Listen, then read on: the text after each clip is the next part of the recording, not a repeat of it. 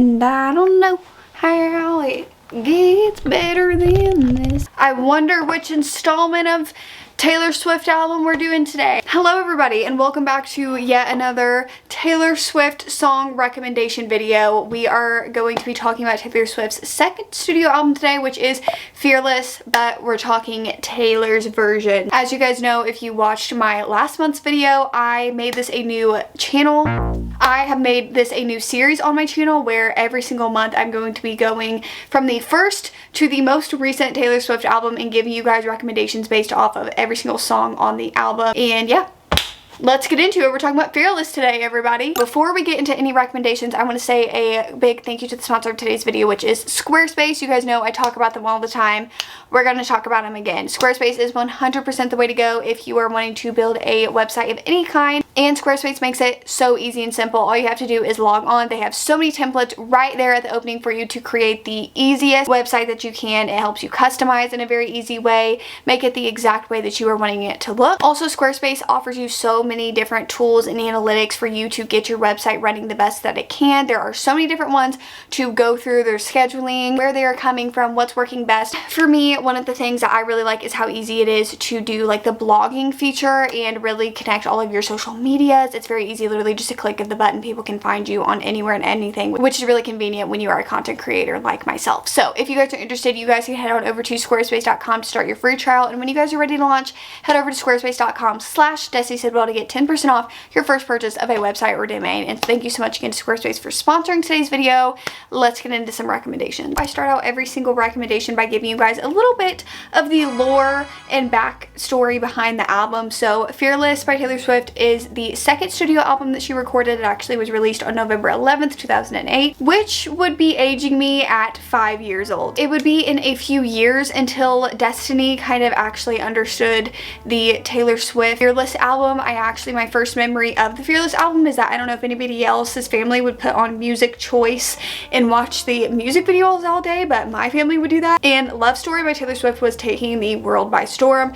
And I cannot tell you the amount of times that I watched both Love Story and Mine, the music video, so many times. I watched the Love Story music video so many times as a child that I was actually convinced that that was how dating was. Like that was how dating was going to be. Music video and the song, I was like, oh, this is what's gonna happen when I'm older. Funny story. Anyway, back to the Fearless album. Taylor Swift actually wrote 8 of the songs on the album all by herself. She was actually writing this while on tour opening for various different country artists at the time, so she didn't really have access to like collaborators. However, all of the other songs she did were in collaboration with Liz Rose, Hillary Lindsey, Kobe Calais, and John Rich. This was also her debut as a record producer. She actually co-produced this album with Nathan Chapman. I'm going to be reading you some lore. I actually got this from the Taylor Swift Wikipedia page. That is my reference for all of this information. 5 singles were released from Fearless. The first single, Love Story, sold more than 8.1 million copies worldwide. The succeeding single, White Horse, also performed well in the US. You Belong With Me was an international success, becoming Swift's second best-selling single and her highest position on the US Billboard Hot 100 at the time. 15 and Fearless followed with both achieving a platinum certification from the Recording Industry Association of America. Fearless was an international breakthrough and huge commercial success for Taylor Swift. It debuted at #1 in the United States and later became the best-selling album of 2009, selling over 3.2 million copies. It gave Swift, 18 at the time, the distinction of being the youngest artist in history to have the year's best-selling album. Fearless is also the most awarded album in history of country music, winning Album of the Year at the 52nd Annual Grammy Awards, the American Music Awards of 2009, the Country Music Association Awards, and the Academy of Country Music Awards.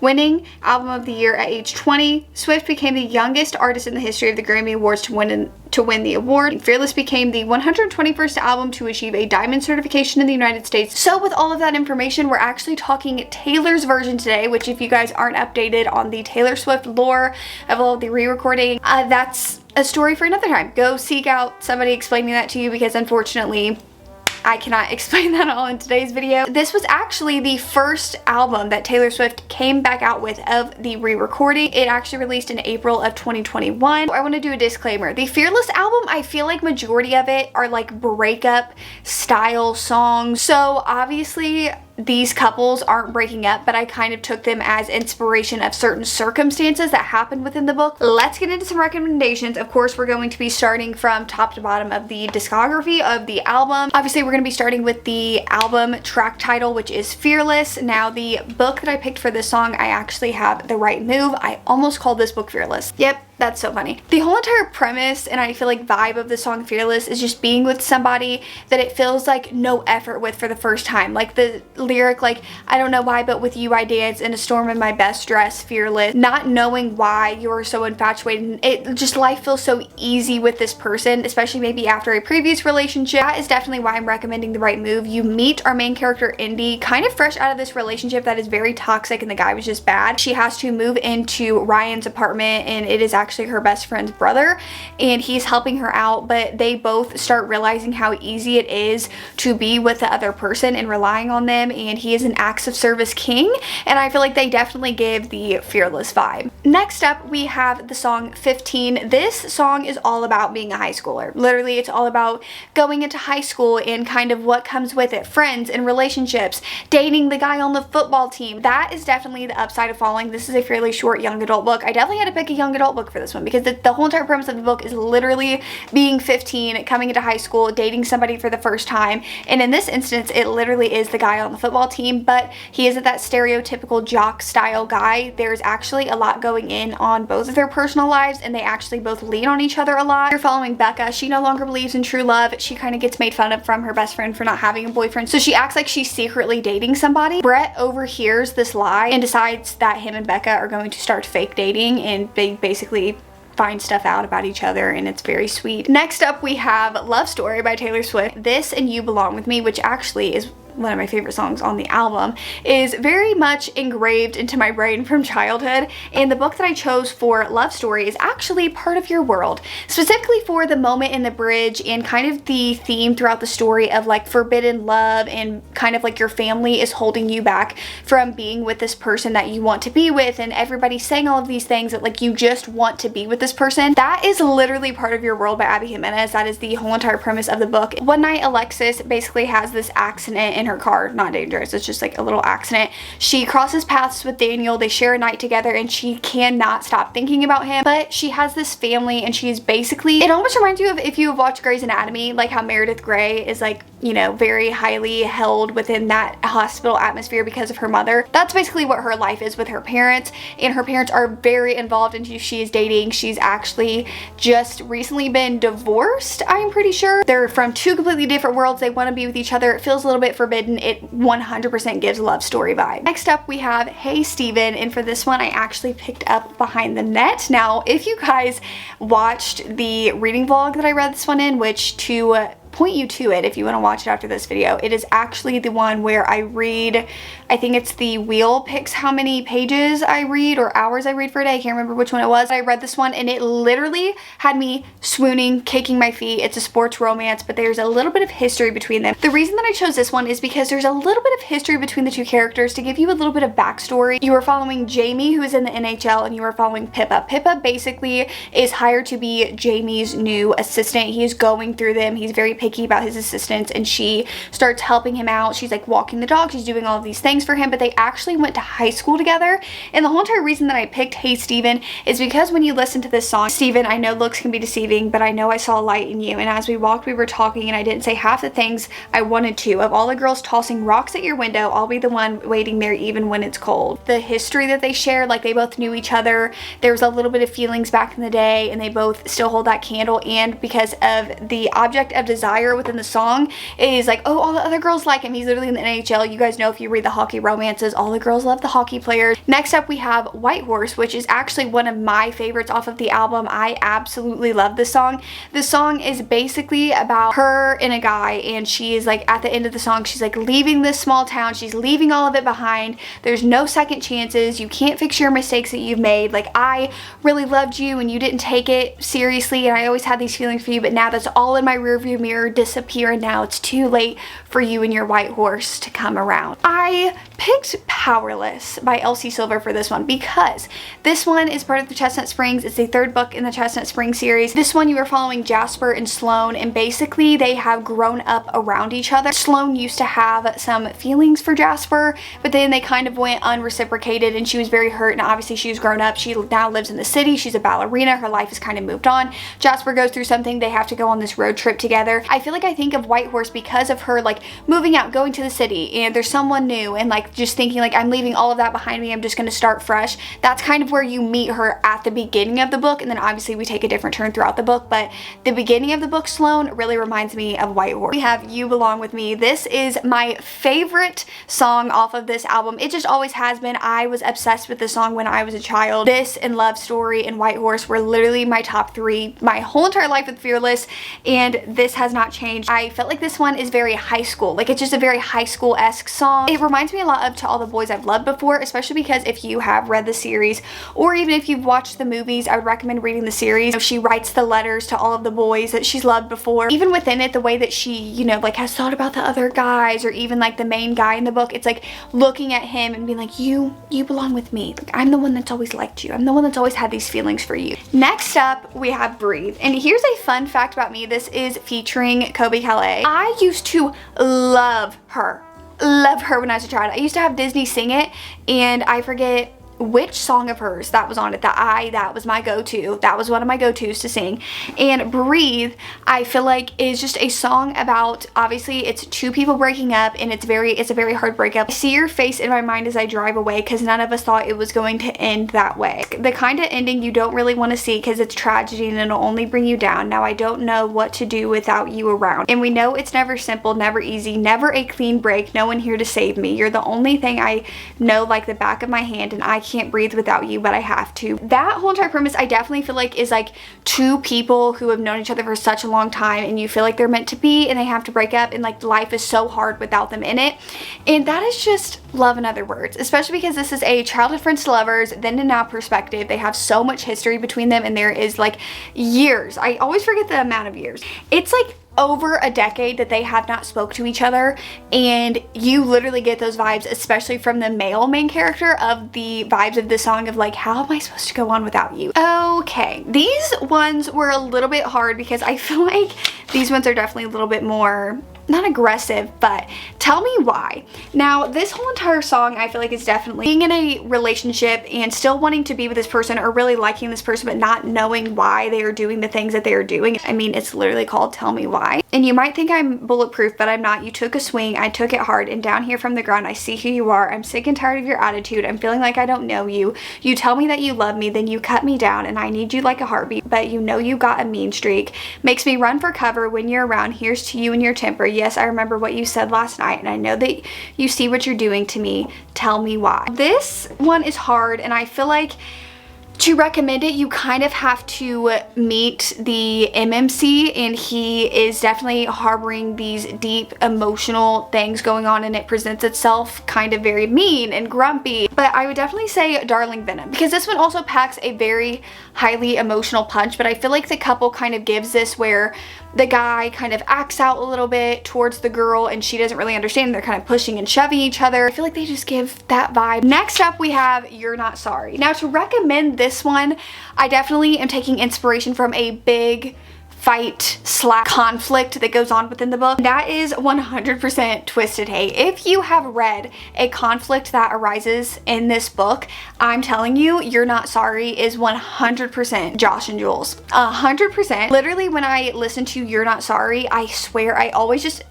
imagine a super dramatic montage of Jules after this happened to this song. I've been giving you chances every time, and all you do is let me down, and it's taken me this long, baby, but I figured you out, and you're thinking we'll be fine again, but not this time around. You don't have to call anymore. I won't pick up the phone. This is the last straw. Don't want to hurt anymore, and you can tell me that you're sorry, but I don't believe you like I did before. You're not sorry. Looking so innocent, I might believe you if I didn't know. Could have loved you all my life if you hadn't left me waiting in the cold. That is literally their situation And even on some points could be Josh to Jules, could be Jules to Josh. It could be either one of them. The circumstances in this book are absolutely crazy. This is a part of the Twisted series. This is the third book in the Twisted series. Best friend's brother, by the way, in case any of you guys were into that. The Way I Loved You. The infamous screaming and fighting and kissing in the rain. It's 2 a.m. and I'm cursing your name. If you do not think of anybody else except for Lucian and Sloane from Things We Left Behind, this is literally them. Like, if you have read the Knock 'Em Out series, this is the third book in the Knock 'Em Out series, they are literally the epitome of screaming and fighting. That is them. Their whole entire friendship, relationship history is them disagreeing with each other, but there is some history that you kind of unravel here and know why they have so much chemistry and history between them, the way that they love each other and kind of why they argue all the time and what is going on between them. Like I said, this is the third book in the Knock 'Em Out series. It's very hard because I do recommend quite a few books that are in the middle of the series, but I swear they're worth it. I swear. This one, you're following Lucian and he's like rich. Sloane is this librarian. They have this history together. Next up, we have Forever and Always. Now, this song is... okay. In this song, we're kind of going back on, like, I remember when you said forever and always. Once upon a time, I believe it was a Tuesday when I caught your eye and we caught onto something. I hold onto the night. You looked me in the eye and told me you loved me. Were you just kidding? Because it seems to me this thing is breaking down. We almost never speak. I don't feel welcome anymore. Baby, what happened? Please tell me. Because 1 second it was perfect. Now you're halfway out the door. I stare at the phone. He still hasn't called. And then you feel so low you can feel nothing at all. You flash back to when he said forever and always. That is the epitome of You Deserve Each Other by Sarah Hogle. This book I feel like is not talked about enough, and I feel like I recommend it so many times, but I literally love it.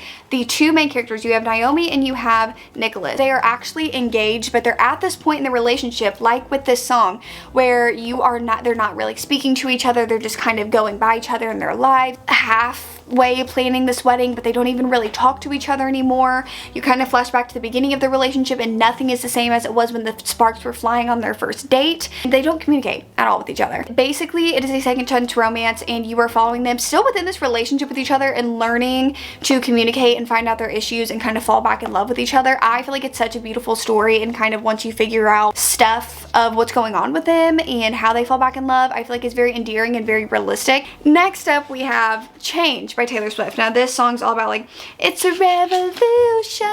You know, these things will change. Standing up for the fight. I just thought that it gives me a very dystopian series vibe. Even though it's a little bit more of an upbeat song, I'm going to recommend you both Shatter Me and the Divergent series. Shatter Me and Divergent, they're very dystopian, and basically in both of these you are fighting for a revolution that you kind of learn more about as the series goes on. Next up, we have Jump Then Fall. I feel like this is a song about falling in love and to not be afraid to, you know, jump then fall and falling in love. Literally, even just the first part of the song, I like the way you sounded the morning. We're on the phone and without a warning, I realize your laugh is the best sound I have ever heard. I like the way I can't keep my focus. I watch you talk, you didn't notice. I hear the words, but all I can think is we should be together. Every time you smile, I smile. Every time you shine, I'll shine for you. I'm feeling you, baby. Don't be afraid to jump then fall into me. I'm never gonna leave you. Say that you want to be with me too, because I'm gonna stay through it all, so jump then fall. I feel like this is literally the perspective of Ethan and Allie in Summer Romance. He is just the definition of, like, acts of service, golden retriever. If he wanted to, he would. He is so there for her. Also, there's so much more to this story than just the romance. Honestly, the romance isn't even the forefront of it. First of all, you guys are gonna take this so literally, but the guy in this book does give the vibes of this song, of like what he is saying to the girl, because actually in this book it's kind of reversed, where the guy, I feel like, is really pining after the girl and the girl is kind of like scared of the relationship, doesn't really want to commit. Literally says, I'm reaching out and I just can't tell you why. I'm caught up in you. I'm caught up in you. Untouchable, burning brighter than the sun, and when you're close I feel it coming undone. In the middle of the night when I'm in this dream, it's like a million little stars spelling out your name. You gotta come on, say that we'll be together. Come on, little taste of heaven. I'm recommending Caught Up. Now, it is a little, you know, I'm caught up in you, but this is literally why I'm saying it is this song. This literally feels like a conversation that Kai and Miller would have. He's a baseball player. She is nannying his son for him, and he's literally like, listen, I'm thinking about you all the time. Like, just let's be together. Next up, we have Come In With the Rain. What I based the recommendation off of the song, again, this is kind of like circumstantial, like something that happens in the book, like within conflict. I could go back to every laugh, but I don't want to go there anymore. And I know all the steps up to your door, but I don't want to go there anymore. Talk to the wind, talk to the sky, talk to the man with the reasons why, and let me know what you find. I'll leave my window open because I'm too tired at night to call your name. Just know I'm right here hoping that you'll come in with the rain. I am going to be recommending Redeemed, which is actually the last book, aka the 4th book in the Dirty Air series. This is F1 Racing. This one packs the emotional punch. We're following Chloe and Santiago, and he is at this really deep and dark place when you first find him in the book, and she kind of stumbles across him. They cross paths. I think they're fake dating, and basically, obviously, it's a romance book, but I'm kind of basing this off of a conflict that happens. And when I'm thinking of Come In With the Rain, Santiago has these things that happen to him that you find out in the book, so it's kind of like rain, as in kind of that kind of attitude, like come in with the rain. He's not this like super sunshiny person, so she's waiting for him, you know, like to come in with the rain. She's willing to take all of the emotional stuff that's happening, and she's waiting for him whenever he's ready for her. Next up we have Superstar, and this is basically just kind of like the girl is singing to the guy, and he is this superstar, like all these people love him. You from the first note played, I'd be breaking all my rules to see you. You smile that beautiful smile, and all the girls in the front row scream your name. So dim that spotlight, tell me things like I can't keep my eyes off you. I'm no one special, just another wide-eyed girl who's desperately in love with you. Give me a photograph to hang on my wall, Superstar. That is literally the Happy Ever After playlist. So when you first find our FMC, we have Sloan, and basically this dog jumps into her car, like this literally jumps in her car from like the sunroof, and she basically finds out that it is this guy's dog. She texts him, she's like, you need to come pick up your dog. He's like, I'm out of town. They're texting, and she's waiting for him to come pick up, but he's actually like a superstar. He makes music. There's a lot more emotional depth going on, especially with our FMC, that has happened to her in the past, but you even do have a lot of like that kind of superstar stuff going on that they have to deal with within their relationship. Next up, we have The Other Side of the Door. The whole entire motivation for this book is the FMC in this book, which is Winter. I am recommending Reckless by Elsie Silver, which I think is the 4th book in the Chestnut Spring series. This is following Winter and Theo, and I'm not going to go too much into what is happening with Winter and Theo. I feel like you definitely have to. With The Other Side of the Door, in the heat of the fight, I walked away, ignoring words that you were saying, trying to make me stay. I said, this time I've had enough, and you've called 100 times, but I'm not picking up because I'm so mad I might tell you that it's over, but if you look a little closer, I said, leave, but all I really want is you to stand outside my window, throwing pebbles, screaming, I'm in love with you, wait there in the pouring rain, coming back for more, and don't you leave because I know all I need is on the other side of the door. That is literally, I feel like, Winter's inner monologue, because there's a lot of things that Winter has went through, and there's a lot of character development that you even see of her throughout the series, but then this is her book, and that she kind of pushes people away, and especially things that are going on inside of this book, but inwardly she just wants somebody to be there for her and love her no matter what venom that she kind of spits out of her mouth that she's very capable of doing. So it literally is them. I need to go a little bit faster because it looks like my camera's overheating. Next up we have Today Was a Fairy Tale, The 7-Year Slip. Literally, I feel like, first of all, I can feel the magic in the air. It must have been the way you kissed me. Basically, in this book, you're following Clementine, and it's more of like a magical realism fiction with romance in it, and she has recently lost her aunt that was like everything to her, and she was left her apartment, and she finds out that the apartment can like magically go 7 years in the past or future. So she walks into the apartment, and it is 7 years in the past, and there's a man in her apartment, and you are following this story, and it is just so magical, and it is one of my favorite books of all time. Next up, we have You All Over Me. Now, I feel like this song is definitely about somebody who is trying to move on from somebody, but they are just still so attached. It's like the dollar in your pocket, it's been spent and traded in, you can't change where it's been, reminds me of me. I lived, I learned, had you, got burned, held out, held on, God knows too long, wasted time, lost tears, swore that I'd get out of here, but no amount of freedom gets you clean, I've still got you all over me.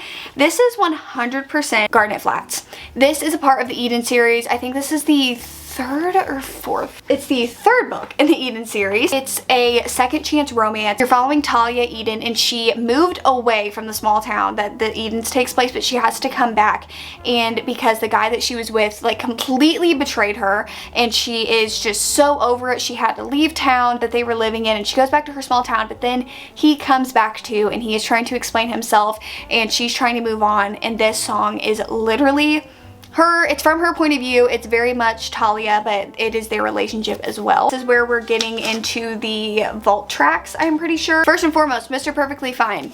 Funny story, this isn't even about the couple in this book. When you meet our main character Daphne, she's definitely going to be crying in her room listening to Mr. Perfectly Fine. Mr. Perfect Face, Mr. Here to Stay, Mr. looked me in the eye and told me you would never go away. Everything was right. Mr. I've been waiting for you all my life. Mr. Every single day until the end I will be by your side, but that's when I got to know. Mr. Change of Heart, Mr. Leaves me all alone. I fall apart. It takes everything in me just to get up each day, but it's wonderful to see that you're okay. I heard he's got his arm around a brand new girl. I've been picking at my heart. He's been picking up her. I never got past what you put me through, but it's wonderful to see that it never fazed you. At the end, so dignified in your well-pressed suit, so strategized, all the eyes on you, sashay your way to your seat, it's the best seat in the best room, so far above me in every sense, so far above feeling anything, and it's really such a shame, cause I was Mrs. Here to Stay, now I'm Mrs. Gonna Be Alright someday, and someday, maybe you'll miss me, but by then you'll be Mr. Too Late. Mr. Perfectly Fine is even just Daphne throughout this whole entire book and learning how to move on from the things that, you know, you learned about at the beginning of the book that happens to her. We have We Were Happy. Now this song is definitely kind of a song reflecting back on happier, all the books just fell, on all of the happier times in the relationship, and I am going to recommend the Bromance Book Club. This is yet another second chance romance. At the beginning you were following a married couple and they're definitely in a very rocky stage in their relationship, and there's just a lot of miscommunication. Things aren't going well, and obviously they don't want to get a divorce, but they're kind of heading there, and the husband is willing to try literally anything to get his wife back. This is my favorite vault track song, which is That's When. I just love this one, and it is about kind of like a breakup and what happened when you were gone and like come back, like when can I come back, and it's like that's when, and it's anytime because you miss the person so much. And I could not help but think of Dom and Allie from By a Thread. There is, you know, obviously a conflict that is inspired by this song within the book, and I feel like it's literally just them, like especially the emails. The emails, y'all. The emails stick with me even a year later. This is a Grumpy Sunshine. Basically, Dom gets Allie fired from her job and he's with his mom when this happens, and he's pulling like a Karen. And the mom basically is like a head or owns this magazine company that he works for with his mom, so she tells Allie, hey, you now have a job at this magazine, and basically he keeps trying to fire her, but he can't. It's Grumpy Sunshine. It is such a good time. This song is basically about running back into somebody after years. They're with a new person and it's very painful to run into them because you have this history shared between the two of you. And for that, I would recommend Every Summer After. Definitely when you kind of start this book, this is another childhood friends, then and now perspective, but when they kind of like meet back up with each other years later, it definitely gives the vibe of this song. Last but certainly not least, we have Bye Bye Baby. So this I actually said was love redesigned, because this one, the two of them actually have history, and when you learn the history between them, I feel like it gives the vibes of this song. It wasn't just like a movie. The rain didn't soak through my clothes down to my skin. I'm driving away, and I guess you could say that this is the last time I'll drive this way again. Lost in the gray, and I try to grab at the fray because I still love you, but I can't. Bye bye to everything I thought was on my side. Bye bye baby. I want you bad, but it's come down to nothing, and all I have is your sympathy because you took me home, but you just couldn't keep me. Julian and Dahlia in this book, it makes a whole lot of sense if you then go back and listen to this one. I just love this book, honestly. This is the first book in the Lakefront Billionaire series. I really recommend. They share history. She's an interior designer. He is like building these houses, so then they start on this project together, and like I said so many times, they have history together. You kind of uncover all of these things. She's recently just got over a very traumatic relationship. Well, not got over, she's got out of a very traumatic relationship, so you meet her at a very emotional point, but you kind of sense the tension between them. You learn about it. It's such a good book. Those are all of the recommendations that I have for you guys today. I hope you guys are enjoying the Taylor Swift series. I tried to kind of give the vibe of the shirt and the album cover where she's like, you know, anyway, I hope you guys enjoyed and got some new recommendations from today's video. If you guys did, you guys know what to do. Like, comment, subscribe, all the YouTube stuff you guys know to do. And thank you so much again to Squarespace for sponsoring today's video. And I will see you guys when I see ya. Peace.